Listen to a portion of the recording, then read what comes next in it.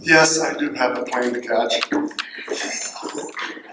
Okay, so I want to thank the organizers for inviting me here today, or inviting myself today, because I've been doged. In other words, I had money. I was supposed to go to a meeting in Monterey, and the funding got cut. But I thought if I actually did not come here, Anthony and Brent and Nathan would kill me. So here I am, and I'm really happy that I am, because this has really been a great conference. It really has been. And the quality of the papers I've seen, and if for nothing else, I got to meet Gary's students, you know. So it's been a good conference, so thank you very much for inviting me. Today, I also want to say that this talk is really, I think, 13 or 14 years in the making. Okay, I began this work really a long time ago and created the lab, and the lab's moved on, and we've done so much work over the years. We are finally at the point where we were writing up the papers. There are going to be 11 papers in a double special issue of LAQ on scenario-based assessment. There is a hard deadline on it because I've missed 2 of them already.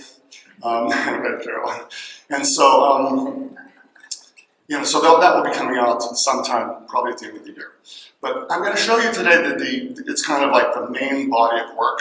And some of it I'm going to go through quickly because many of you have seen this before, but Anthony had wanted me to remind people what this was and that was, and so I'm doing that for people who haven't seen any of those webinars and stuff like that before.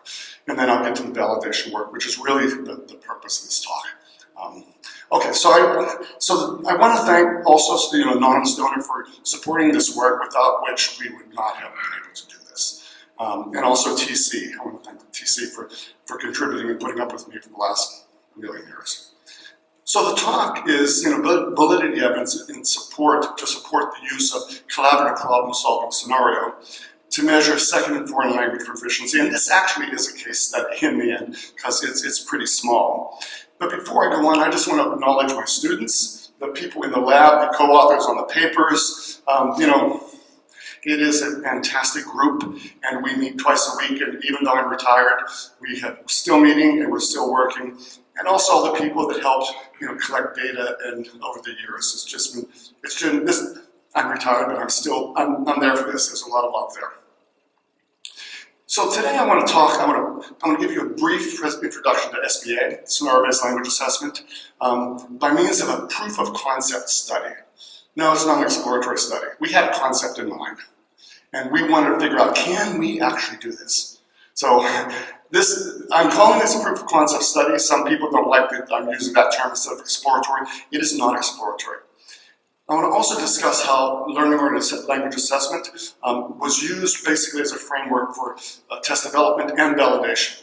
And I think this is a very important piece that I'm not going to have much time to talk about today, because it expands the whole notion of what validation has been in our field. And then I'm going to provide some validity evidence in support of the claims that we've been trying to make in these assessments to measure a complex construct, such as second and foreign language proficiency in the context of collaborative problem solving. So if you just look at these pictures, we start here with this. This is what we mean by the real world.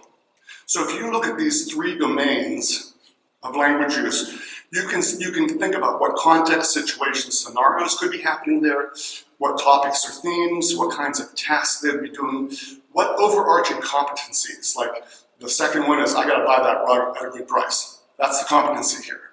And then what foundational resources, like linguistic, topical, sociocultural, etc., do I need in order to be able to do this in a second or foreign language? In all of these instances, working with other people, you're really solving a problem, and so we're calling this collaborative problem solving. You're not doing it alone. So, what is collaborative problem solving then? So, the sociocultural, political, and technological forces in our daily lives, as you guys know, have really changed a lot. And it really increased the competencies that we need to function in the world. And one of these competencies listed in all of these studies is collaborative problem solving. It's one of the top 10.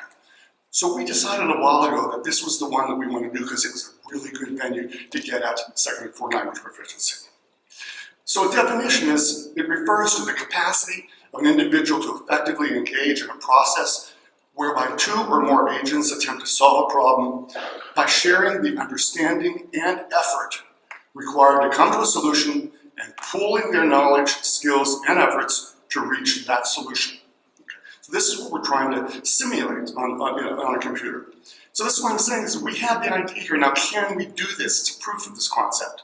So the overarching question was, how can we create a scalable, computer-delivered B1 plus proficiency exam where we immerse examinees in a highly engaging sociocultural context in which they have to use their second and foreign language proficiency along with an array of other resources to work collaboratively with an imaginary group of peers online. This is the technological piece, so that they can build understandings about a problem, solve it, and share it with others. So this is what we do every day, okay? And we're trying to simulate this. So unlike independent skill-based assessments, these exams are engineered to measure situated second and foreign language proficiency, situated because it is in that context, okay?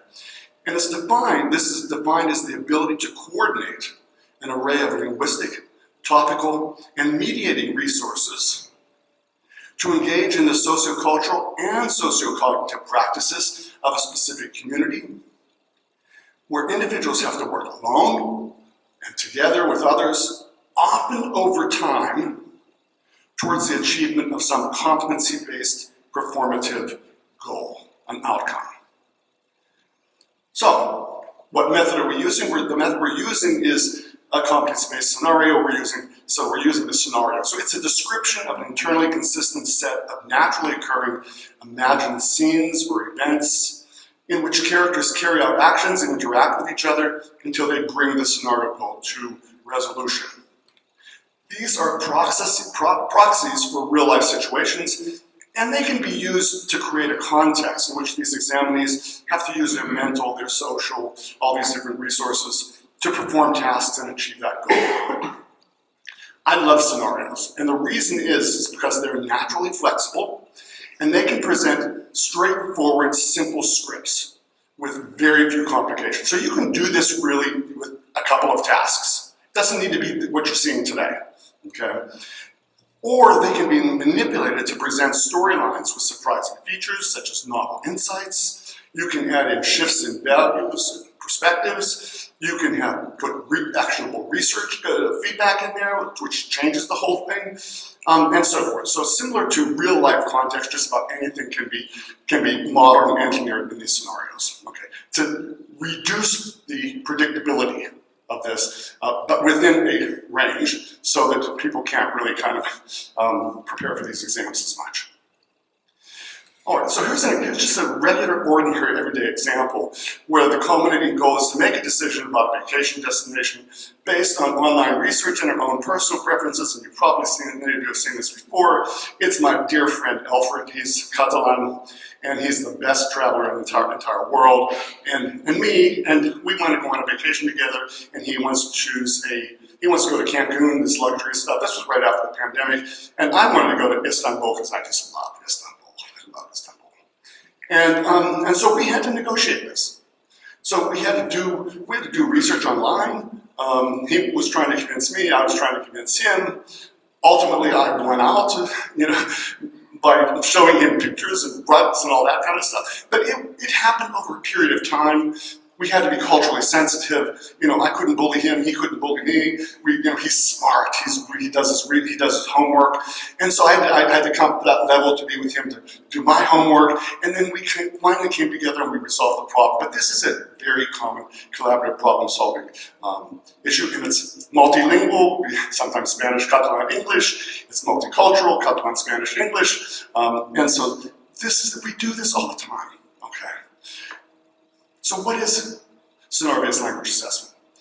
It's a technique, it's not a theory. It's used to immerse examinees into a sociocultural context in which an examinee, as a fully contributing member of an imaginary community online. So we do this online because that's where we can do this, can work alone or collaboratively to resolve the problem. So the problem is contextualized within a scenario narrative. That's the terminology we're using, and it's composed of a sequence of independent and integrated scenes or tasks, and they're designed to reflect the habits of mind and proficiency problem solvers. So many of these set tasks actually serve as performance indicators. We can score them. So the narrative creates a collaborative social context. So that's the hard part, and this is the different part from task-based assessment. Okay, so all of you are thinking, oh, it's task-based, and no, it's not. Okay, so the narrative creates a collaborative social context in which scripted online chats with imaginary characters guide the examinee through the various parts of the exam. So the chats are also used to provide examinees with assistance in deconstructing the problem, figuring out strategies for solving that problem, providing resources and help with language, etc. Okay. So you can engineer all of this into the actual exam. And that's why we're doing this digitally. Okay.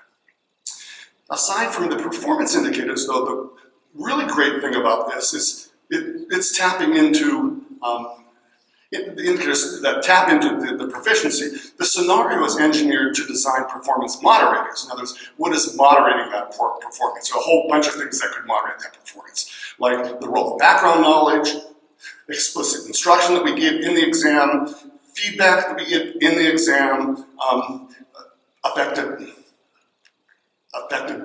dispositions and help with encouragement, things like that, supports. So there are a bunch of things that we engineer into the exam because in real life they moderate performance, and here we want them to moderate performance, and we want to study that. So the problem resolution is intended to be a worthwhile experience in its own right. In other words, we want them to learn something during the exam. This is a very, very important goal in one of our research questions.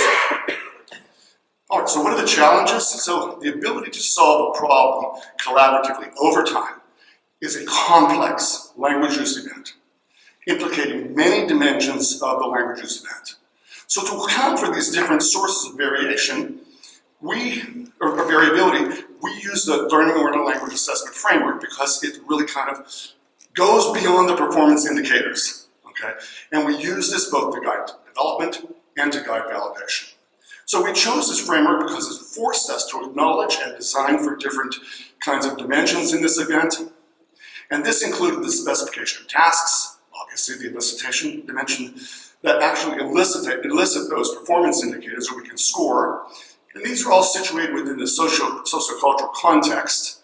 And it also specifies some of these performance moderators. So just very briefly, let me just show you what this might look like. So you have a test like this where you're need to decide to go on a vacation. So a claim might be that examinees find the assessment is similar, I can't read this, is so small, similar to real-life collaborative problem solving.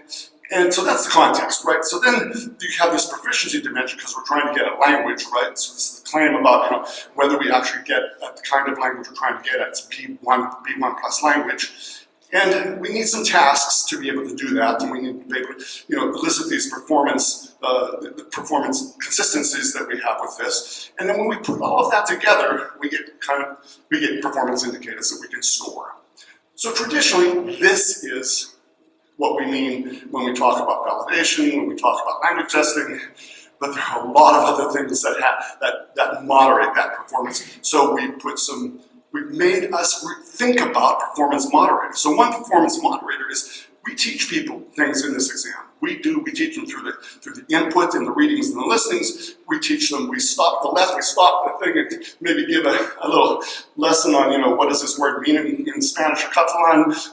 So we actually explicitly have this instructional dimension in here. And if we have instruction, then we have socio-cognition, right? People have to process that information. And there are claims associated with this. And of course, the affective dimension, we bring our dispositions to this, to everything. And if we're just too nervous and we're not going to be able to perform well, but we have to think about this all the time. Is this actually an engaging exam, or is it like too are people going to freak out with the technology, things like that? And it's an explicit claim that we must consider every single time we create these kinds of exams. There's an interaction piece also. because there are chats and people are helping each other, and so and they come with different identities, and so people, it's part of it. It's part of this whole process. I mean, Alfred he's Catalan, and I got to be careful about Spanish. He'd rather speak Catalan than Spanish, and we go into a different language, and so people come with their identities, and it moderates the performance of how we actually achieve that goal. And finally, everything's done online between Alfred and Zoom and all that stuff. So there is an amazing technological dimension. I didn't put this in there until after COVID, when we all realized what technology means for all of us. So this is the basis both for the development and for the validation of the test. So the purpose then is to examine the effectiveness of using a collaborative problem-solving scenario, to measure the examinee's ability to use a second foreign language, to develop topical understandings within the scenario, so that these understandings can then be used to present a compelling, evidence-based pitch to a committee of judges that are tasked with selecting the best destination proposal. So this is kind of the event here. So the questions, one set of questions relate to test functionality, because we need to show people that we can actually do this in a way that all of you are happy with. Okay, so in the extent to which these performance indicators measure consistencies, the reliability, validity, all that stuff. We also have a strong claim that people are going to actually learn something during this test. Okay, so then we look at that. And then the third one is we want to look at some of these perceptions and reactions the students have to this new way of testing. I mean, it's online, they're kind of working with a group of imaginary characters, and they're using the computer to do different things, they're recording their voice, so there's a whole, do they like this? Are they engaged in it? All right, so in this particular study, we've gone through many versions, and this is the last version, but this is version 1, okay? We are on other versions now, but in any case, I'm reporting on version 1. There are 91 participants from Italy and Vietnam. Their levels were from A2 to C1, and the majority of the participants were at that target level, the center level, B1, B1+, but we wanted to get the details of that as well. And then the instruments was we gave them a grammar screening test just to find out what their levels were, and then we gave them we also gave them the B1 SBA, and then we gave them a survey, all the reaction data come from the survey, and then we created a content responsible scoring rubric, and I'll show you that a little bit later. So what does the exam look like? So in this particular exam, people need to choose between Vietnam and Jordan, and the goal here is to make a compelling research-based argument to a committee to support the group's preferred destination for a class trip. Okay, so that's the scenario goal, the outcome. And in this case, what happens is the examinee is sitting at the computer here, interacting with these virtual peers online, okay? They're scripted at this point. We are moving beyond that, but they're scripted. This was begun several years ago before we had AI and could talk to people. And so they're working with the teacher, they're working with the peers, and so they're kind of taking the exam.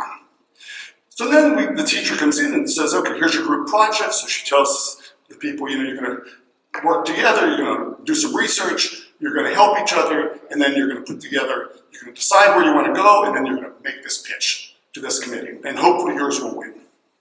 Okay. And so then what they do is at the very end, they create this, there's a simulated committee at the end, and then they need to give their, 4-minute, 5-minute pitch to them. And so we've gone through many versions of this. Current version is they give the pitch and then they ask questions. This version does not have that. And then they send that travel proposal over through like a video recording.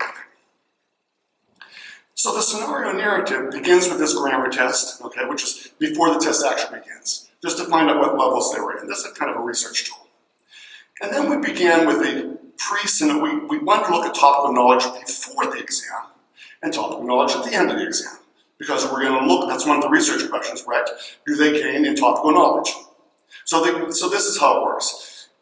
First, there's a whole section, the reading section of building and consolidating information, knowledge through reading. And they have to do a couple of reading comprehension tasks. They need to categorize the pros and cons of these tasks, and then they need to write a short summary. But we can't assume that they know how to write a summary, so we give them some explicit teaching of here's how you write a summary, here's what a summary looks like. Okay. And then we give them the listening. So they're building, consolidating, and sharing knowledge by means of listening, and they do the same thing. There's several listening videos, and then there's some questions, there's categorization of the pros and cons of going to Jordan, and then this time we remove the assistance and work instruction, and then we have them write a second summary. And then this is not scored, this piece here, we allow them to basically synthesize the information, make the decision where they want to go, and put together their argument. Okay. And then the final task is they need to use this information to basically, agree first, and then make their pitch in a speaking task. Okay. And then they finally take the second topical knowledge test. So intertwined in this, in the column on the right, I know it's too small, but I just want to bring it home that you have here the narrative, and in between all these things is the socio-interactional dimension, where there are chats, there are people, I don't know how to do this, there's support, there are all kinds of other things in this. And this is why this is not a task-based assessment. This is much more complex than a task-based assessment, because we want this environment that we're trying to model. Okay. And then this turns out, in terms of, if you're just looking at assessment, so we have a whole bunch of items that are associated with each of those performance indicators. So that's where we're getting our data from. So some of the features that we have added in there are, there's a simulated teacher. She kind of moves the whole thing along, task to task. We also have, simulated peers, where sometimes they need to kind of just talk to each other in groups. Like, I think we should do this, and I think we should do that. It's kind of like a text messaging thing. They're annotated. They're not annotated, but they're what's the word? They just move along. I can't think of the word. And then we stop it, and we give them some explicit instruction. Because there are times when they don't know how to do things, and we have to assume that they don't, and so we teach them. So this is very learning-oriented. And then we also give them feedback. They'll do something, and we'll give them feedback, and this is really last century type of feedback. It's just corrective feedback. We're thinking about all other kinds of ways where we can get feedback now that we have AI and all that stuff. All right, so the model, I'm going to focus just on the listening, on the speaking piece. In this model, basically, we're scoring for content quality. Content is really important. That is what communication is. If I can understand what you're saying, I'm going to be very tolerant for how you say it. Okay, I hope people are like that with me when I speak Italian. Okay, but there's content quality. We score them for content sufficiency, and these are basically propositional meanings that we're looking at here. And then we want it to be organized. So we give them a score for rhetorical control, for the language piece, for fluency in speaking, for delivery, how they're actually delivering this information. And so there are several rubrics here, as you can see. It's a research project. Okay. And then finally, we give them the score for goal achievement, persuasiveness. And so it's these are analytic rubrics, and they're also they're content responsible. In other words, you can't just make this stuff up. We caught people cheating by going and trying to go and using other kinds of information, and it's like, oh, wait a minute, that's not in the readings or listening. So it's like score 0, no score there.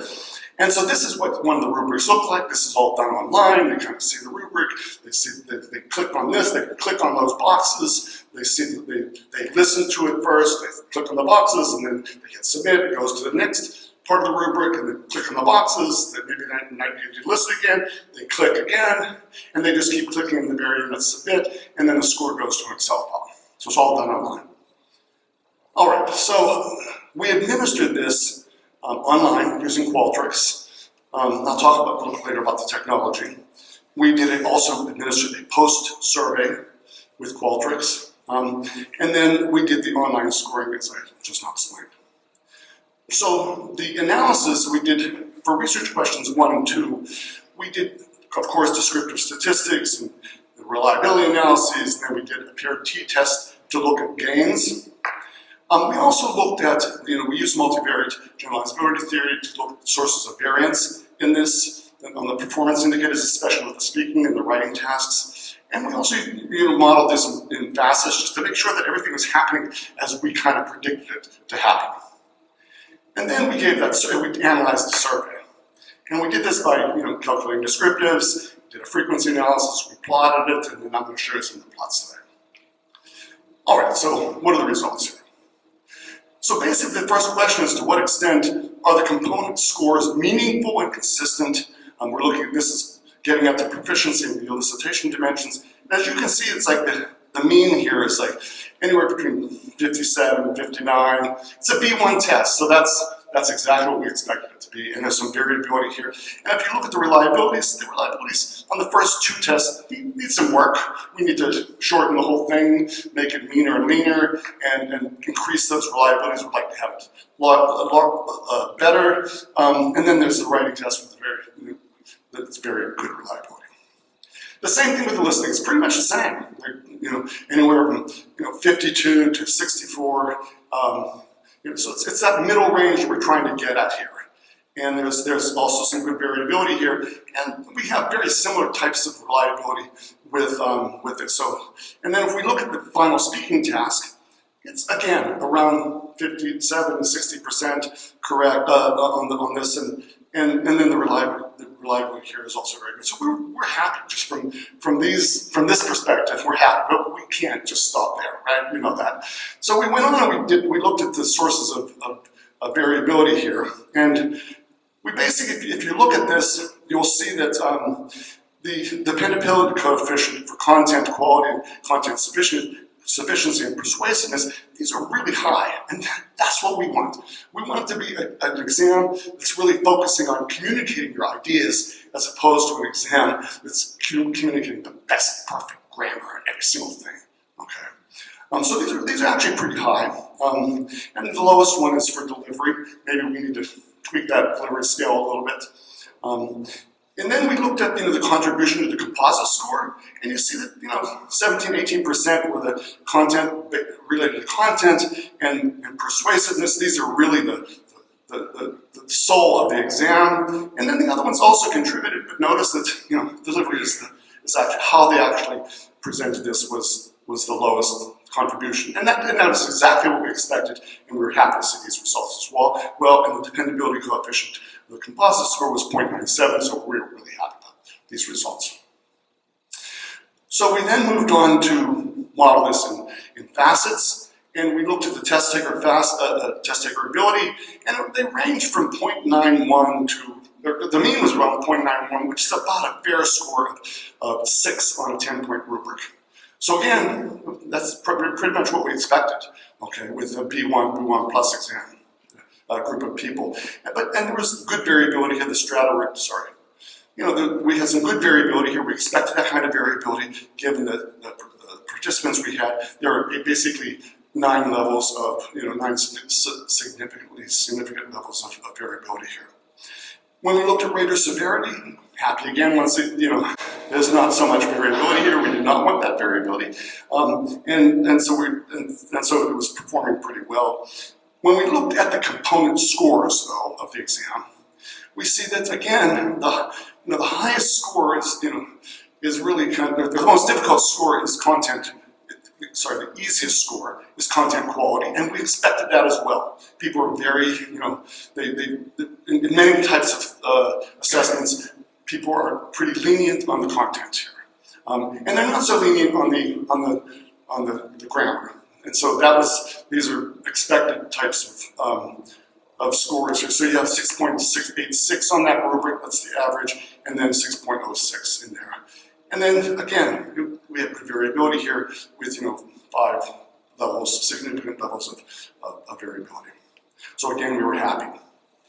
So moving on to the second question, to what extent did the examiners actually develop new understandings in topical knowledge from pre to post? So we basically calculated the mean, and then we looked at a period. We did a paired t-test on this, and there was an average gain in topical knowledge from the pre to the post of 4.43, which represents about 17.03% gain after engaging with this topic. We were very happy with that because we want people to come away from the exam saying, oh, I learned something about Vietnam, or I learned something about Jordan, okay? And not to say, oh, that exam was like, you know, my grammar, that kind of thing. So again, we were really happy with this result. So in terms of test functionality, overall the test functioned appropriately as a proof of concept for a new proficiency test using SPLA as a technique. There was strong support for the claims of substantive meaningfulness, consistency, and dependability.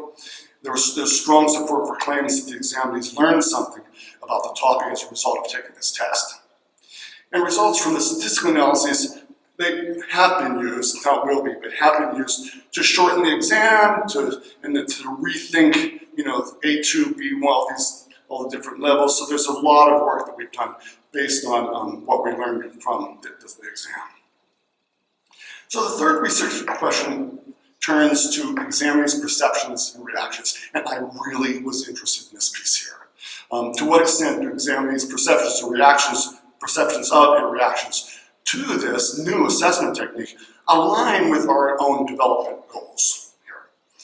And we used a learning-oriented assessment framework. Since we designed it with this in mind, we used the framework to ask them questions about all of these dimensions. Now, I'm not going to go through this because it's going to be published, okay? But, and this is a separate paper in itself. The other one is one paper, and this is another paper. But this turned out to be pretty fascinating when you actually pull apart all these different sources of variability in the exam and then get the examinees' reactions to it and their perceptions of what's going on. Okay, so I'm just going to share a couple of them with you, okay? So first of all, how did we get this? The survey was framed as part of it was also part of the scenario narrative. So you had chats and the whole thing in there. We wanted the whole thing, we just didn't want to dump them with the survey. We wanted to embed this in the scene here, okay? We used the LOLE framework. It was a 5-point architect scale. There were open-ended questions as well, sent to examinees after the exam, and there were about 33 voluntary respondents in the first part, but then there are many, many more, and you'll see that sometimes it's 116, and we had a lot of people who responded to it over time. Okay. All right, so if you can see the scale, they just kind of clicked on a little thing here. That's all right. So one of the first ones was the examinee's perceptions of the experience itself. So what are the learner's perceptions of SPLA as an assessment experience? And I'm obviously not going to read all these to you. But, you know, we're asking them, how realistic was this exam to you? Okay, and we had a bunch of items that tried to get at that. And basically 84% of the examinees agreed or strongly disagreed. Now, when you see those words, you're going to look at the green here. There's a lot of green. They agree or strongly disagree. And the strongly or agree, that's the green. Disagree is over here in the gray, and so we've got, it's moving down. So what we want is we want to see a lot of green. You don't want to see a lot of yellow or red or the other. And so they basically, 91% felt that making a pitch was an important competency to engage in on an exam. Okay.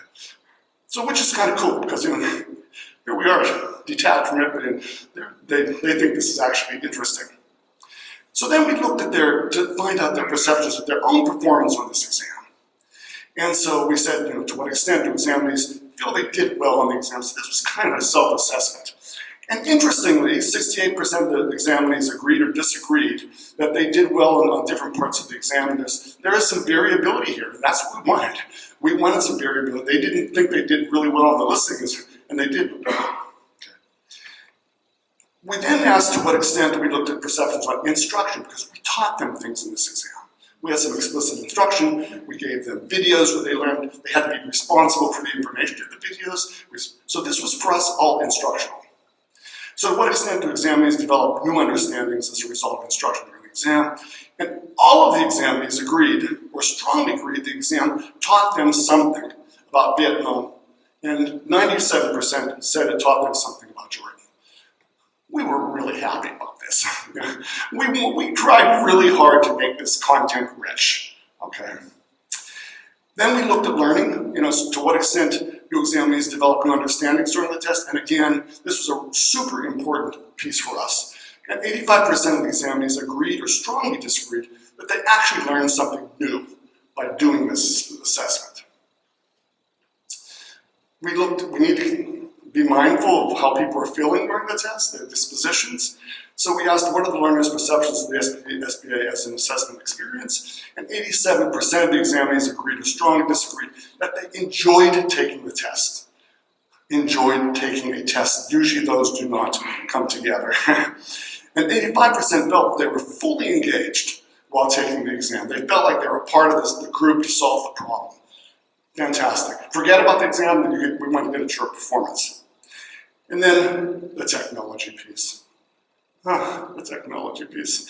You know, we have, scars about this, but they don't seem to have that many scars about it. It seemed to work okay for them. So we asked them to what extent the examinees embrace the new features of the exam, including technology in this. Did the video work okay? And basically the majority of examinees had positive impressions of their experience with the technology used in delivering the exam.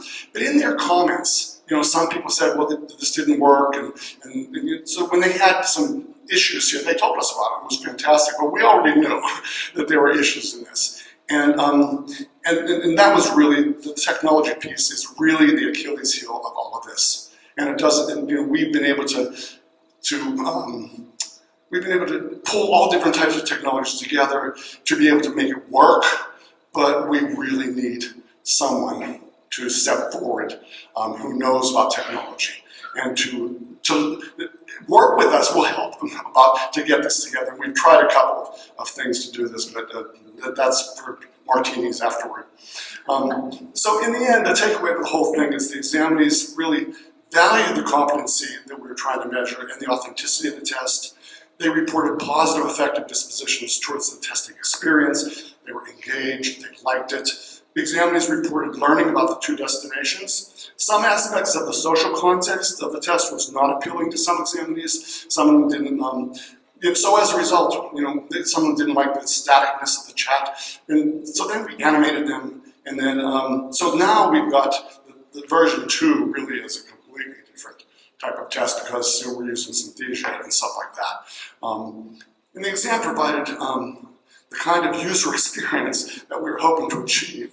But as I want to say, I have to be honest, the biggest challenge here was technology. And this is, I really wish that I could have someone, give me about $10 million to be able to put something together and then allow every teacher in the world to be able to do this in a very easy way. But with that, I just want to thank you for your attention today.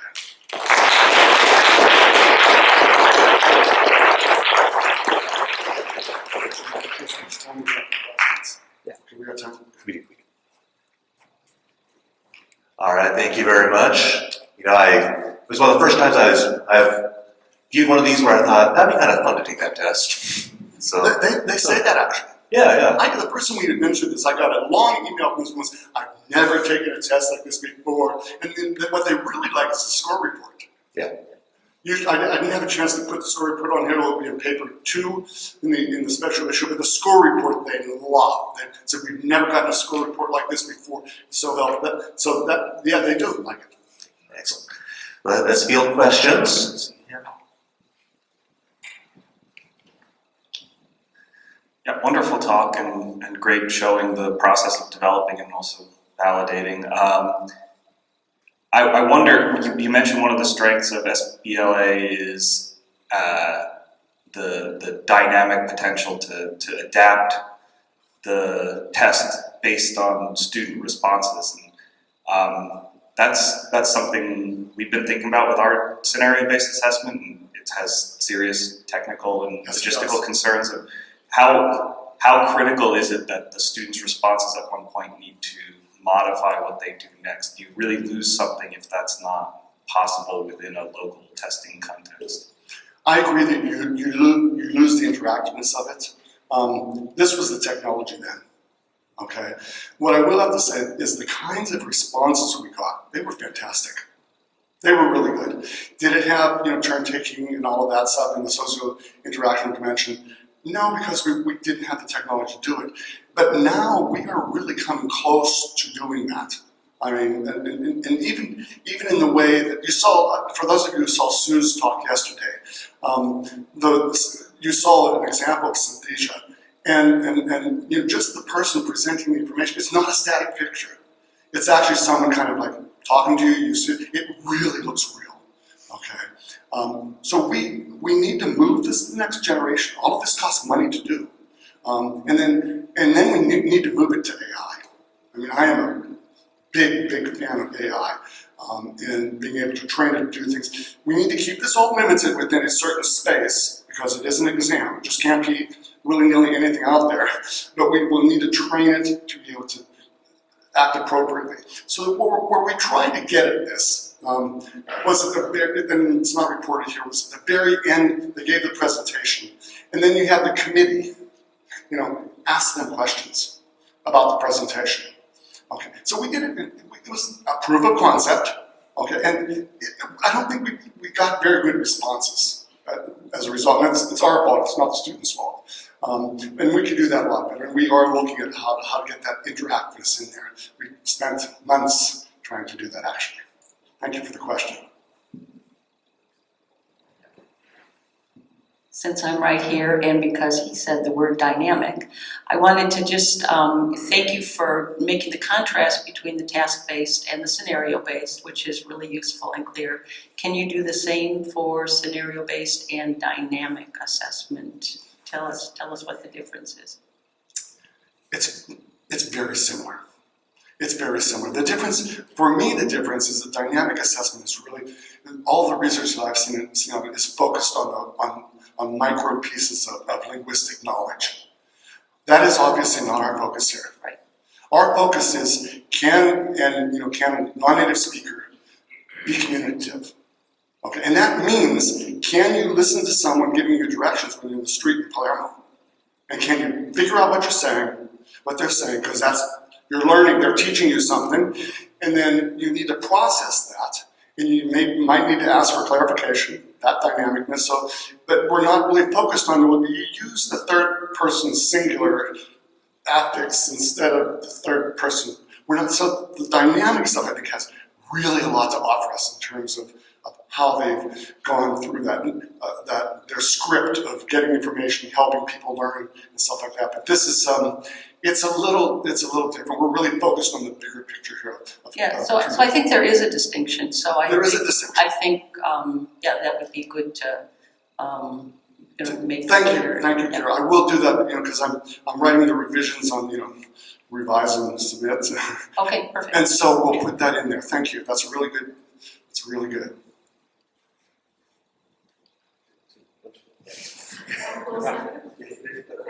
Fascinating talk, thank you so much. I was wondering if you can talk a little bit more about the score report and what do examinees get in terms of diagnostic information. Okay. Oh, this is where if I had my Mac, I got a slide here. How do I get out of this thing?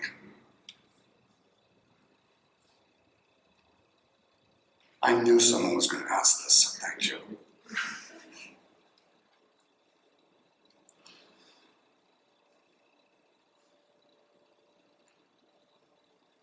Can you see that? Yes. Okay, let me get on. This is the score report. Oops, how do I get in it? Over here. Okay. Yes. So they get a report like this, where there's an overall score, and it's given percentage correct of each part of the exam. Okay, so they get the overall piece. This has not been aligned with any CFR, and we haven't gotten to that stage. And then they get the individual pieces of information, where how they did on the reading test, how they did on understanding the form. This is really small. Categorizing the pros and cons, and they get it on a bar chart with the percentage correct on it. And then there's some little bit of an explanation down below. And then they get that for the writing, pros and cons. And I really like the way this is done, as opposed to saying you get an A or a B or something like that. I like the way it's done because it's very individualized, and it's very local in terms of the exam. Okay, and that's a really important piece for individualized learning. That's Yoko. I appreciate that part in your talk. And then they get this for the actual competency, the scoring piece, where they have, it's actually the rubric. These are different parts of the rubric where they're getting scores, and then there's an explanation down below on this. And the thing is, now that I've learned how to score stuff with AI, this could be a lot better. Okay, they created a monster when they showed me how to score, do things like that with AI. But this is old versions here. Then they get a learning score. How much they learn about Vietnam and Jordan, and as you see, this person didn't learn so much, or did learn a lot, and so they're getting. And this is something brand new. Oh, I never kind of got a score like that before, because you didn't have a learning-oriented exam. And so does that help? Let you see it? Yes, thank you. Okay.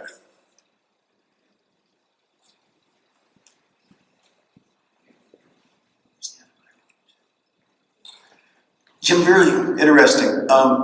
And the last thing you said, learning-oriented exam just now, I think that's important. I can see how this is gold if it's in connection with, Absolutely. it's integrated with the curriculum, education. But if we're talking about proficiency or placement or anything bigger, achievement over multiple units or something, what do you do about the problem of generalization, assuming you've got just one TLU domain, which you may not. Let's say you did. Even within that, there will be a lot of topics and situations, and the scenarios, as I see it, is just one topic in one situation, basically.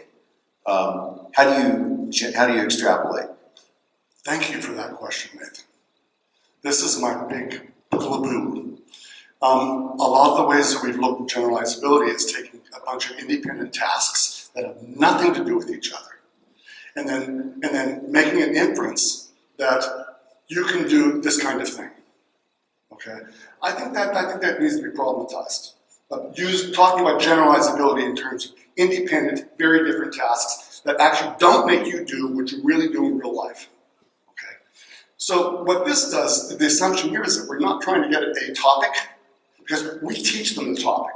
We prefer that they don't know about the topic, okay, because we want to teach them something new. So the generalizability here is, are you able to develop understandings by reading and listening, work with other people and consolidate those understandings, and then can you come up with some kind of a product based on this? So the generalizability is about cooperative problem solving, as opposed to being about, can you read in a million different contexts out there. It's a really different notion. Personally, as a teacher and as a person who learns languages all my life, I would rather have information of whether I can do where I need help here with this type of activity, because this is a very universal activity as far as I'm concerned, as opposed to, I can this random topic and that random topic and that random topic and that random topic, okay, which I may or may not know anything about. Okay, and so there's issues with whether background knowledge is, it's tapping into background knowledge and effective background knowledge on all those individual tasks. Here, if you have the background knowledge, fantastic. If you don't have the background knowledge, we're going to give you the background knowledge. It seems you're reading and listening, you're getting reading and listening scores here. Yeah. It seems that the construct definition is more of a reading to learn, listening to learn, than the straightforward, good old-fashioned reading comprehension, listening comprehension. That's a good way of characterizing. And then the writing is more of an integrated writing construct. So, exactly, absolutely. It's reading to learn, reading to remember. Okay, you're reading to be able to use the information a little bit later. Not reading because I call this the forget approach. I'm going to read about this, forget about it, read about that, forget about it, read about that, forget about it, and then guess what? I've got reading comprehension.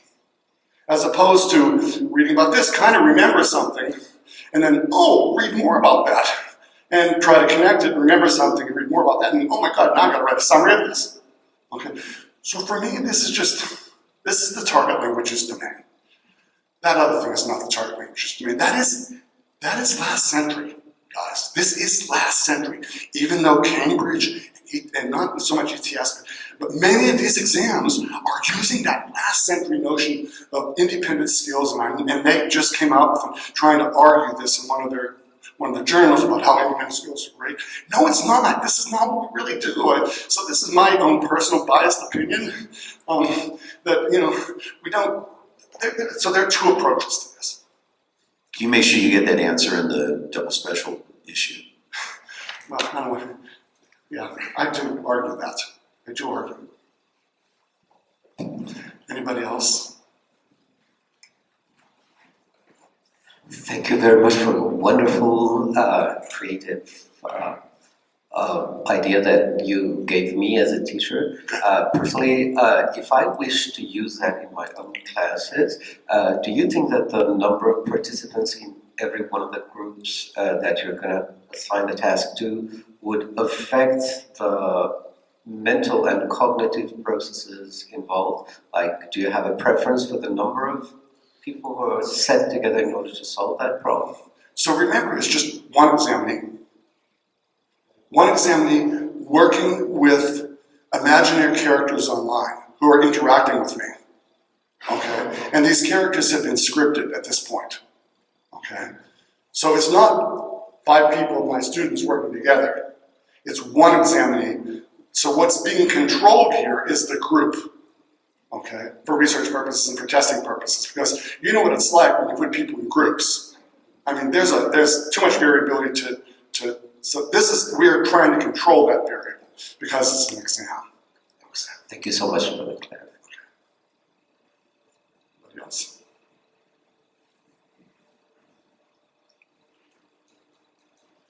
Hey, thank you so much. So my question is about the future of this. How do you see, the future of this technique you mentioned? But I can see there's a lot of washback on testing methodology and theories and how you actually define construct. And like especially its use in proficiency, environment. Like, in this case, you're using as a placement or as an achievement, which both are curriculum dependent.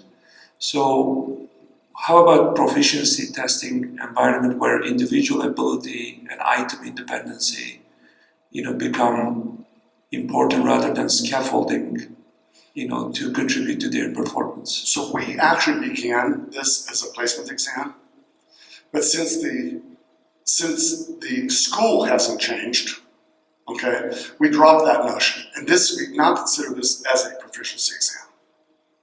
Okay, and again, it's about getting back to the same thing, Ahmed, where I think I would say that this is much more generalizable to working in an academic environment like yours than to give those independent scores of defining reading based on 5 completely different passages. Okay, and then having a writing which is like out of the clear blue sky.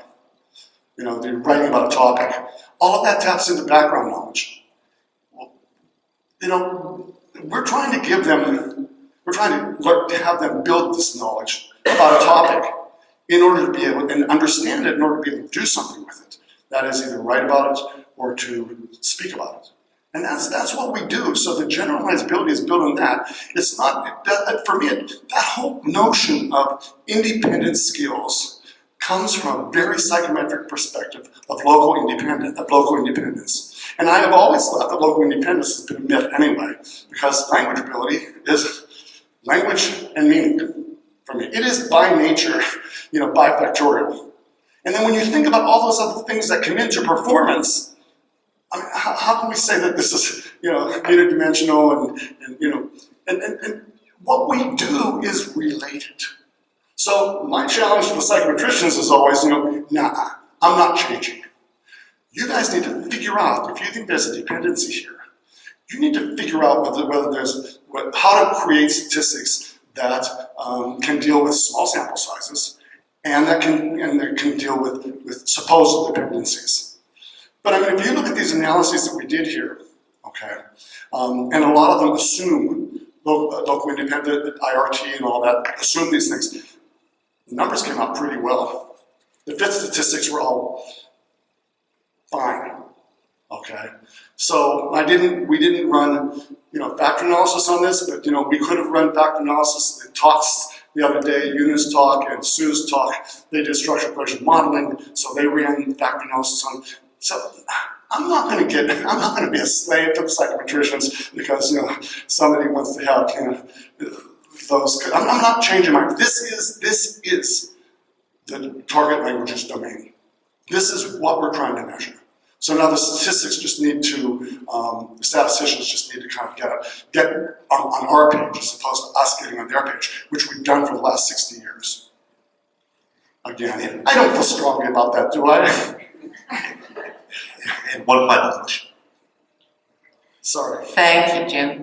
Now, this task works for this student population, and seems to me that in your argument that this is proficiency for For these that population, students, exactly. it takes this type of group decision-making and persuasive argument as the main task that Right. students one of the need main to tasks. do. And it stands for all tasks that they need to do. What if you translated this for young learners? Which So- task would you situate for young learners to represent all of their communication, or would you have to chop it up? It's a into fantastic smaller tasks? question. It's a great question. And children do cooperative problem solving, just like adults do. They absolutely do this. I mean, think about watching kids, sitting together, looking at a computer together, okay? Or a mother and father, talking to a kid about doing something, playing a game. This is all collaborative, and a lot of it involves problem solving, okay? So there might be a little bit more scaffolding from the parents, okay? But I think kids, they get scaffolded because later they become independent in doing these behaviors. But collaborative problem solving isn't just for this instance. This is one of the top 10 competencies in the world for being able to get things done sufficiently. Now, are there other kinds of tasks that you could look at? Absolutely. There are different ones. Are there different types of topics? Absolutely. There are. And in fact, what we've been doing in our lab is we've tried to, so this is a lot of work, right? A lot of work. Initially, when we did this in 2014, this was a lot of work. But guess what? We have this funny thing called AI. And we were able to train it, giving it all the parameters that we need, upload the task characteristics, we uploaded the rubrics, we put all that stuff in, and we were able to actually produce the scenario-based test. Okay, the first version of it. It just, for me, this is magic. It's kind of what Carol was saying yesterday. This is just magic to be able to watch it go bang, bang, bang, bang, bang, bang, bang, bang, and then say, change the topic to this thing. And then it comes up with these readings, and we also work with how it's producing items. And at first it had a hard time produce items, but then the distractors were nasty. And so then we said we trained it to produce better distractors. Using the meaning-oriented model, go back and we said justify why that is a good distractor, or justify why that is a good key. Okay, so we were able to do this. So now we've worked on the A2 exam. That means now that we're finishing this piece of work here and getting it all published, we have the A2 exam at the lower level. Okay, it's still a problem-solving task, but it's more social-interpersonal domain as opposed to the other one. And then we've got this. We also finished the B2 C1 exam, very high, much higher level. Okay, so these are all they're developed now, but we need to kind of go through the final touches. We need to start beginning to collect data. But you see, the one problem with all this now is, you see that over there? That is Sicily. And I would rather be sitting in my villa in Sicily than having to work on a timeline of doing this. So I'm going to pass this on to Yuna and Sue and my students, and I can kind of be in the background, just kind of participating in these fantastic conversations. But this is not my agenda anymore. This is your agenda. This is your agenda, guys. It's not mine. Okay? And I swear to God, the next talk I'm going to give you, it's going to be entitled Physical Therapy. And physical therapy and language education therapy. Not how can this marriage be saved, but how can this marriage thrive even more? And that's the next talk I give somewhere. Anyway, thank you. I gotta catch a plane.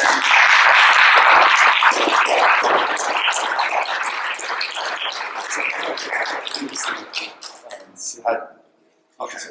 So the second time today, Jim and I are talking about religion. When did you give up on structural model? Oh, I didn't give up. The old-time LTR, old-time language test people know where that is. We have a certificate to give you. Just when I need another certificate. You can finish on your resume. I'll put some of those in my next job. Thank you, Bree. Thank you so much.